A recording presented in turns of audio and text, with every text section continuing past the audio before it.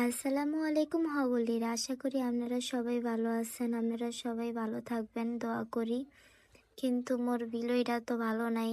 গত কয়দিন যাবৎ মোর বিলইটা অনেক বেশি অসুস্থ, কিন্তু মুইও আর বেশি খেয়াল করা হয় নাই যে ওর কানের মধ্যে এরম অবস্থা হইয়া গেছে। ধরতে গেলে মোর গাফিলতির লেগে এরম হয়েছে। মুই যদি একটু খেয়াল করতাম হলে হয়তো বা এরম হইতে না। ওরে বিলের কানে প্রচন্ড রকম ভাবে ইনফেকশন হয়ে গেছে। এই সময় মুই বুঝতে পারছি যে ওর কানের মধ্যে আসলেই অনেক বড় একটা কিছু হয়েছে। লগে লগে মুই বেটের দ্বারা লইয়া যাই।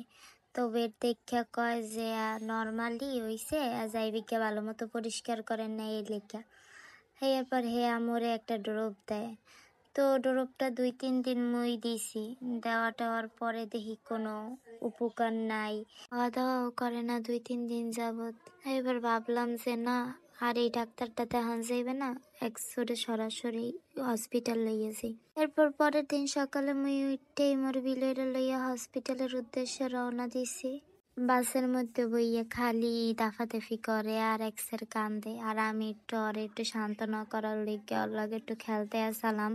তারপর আস্তে আস্তে করে মোরা হসপিটাল আইয়া পড়ছি। তো হসপিটাল আইয়া দেখি এত ভিড়, কতটি বিলে অসুস্থ, কুত্তা লইয়েছে, কেউ পাখি লইয়েছে।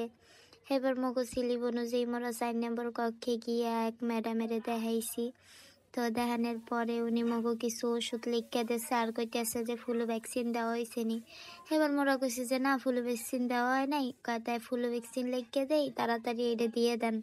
এরপর মোরা দুইজন গেলাম ওষুধের দোকানে। তো হারা ওষুধের দোকান খুঁজছি, কোনো হানে ফ্লু ভ্যাকসিন নাই।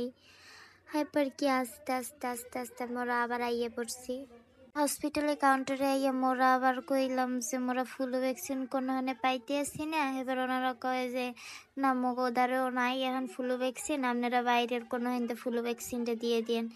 এবার মোরা আবার যাইয়া ওর যাবতীয় যে ওষুধগুলা দিচ্ছে কানের ইনফেকশনের লেগে, এই ইনফেকশনের ওষুধগুলো লইয়েছি।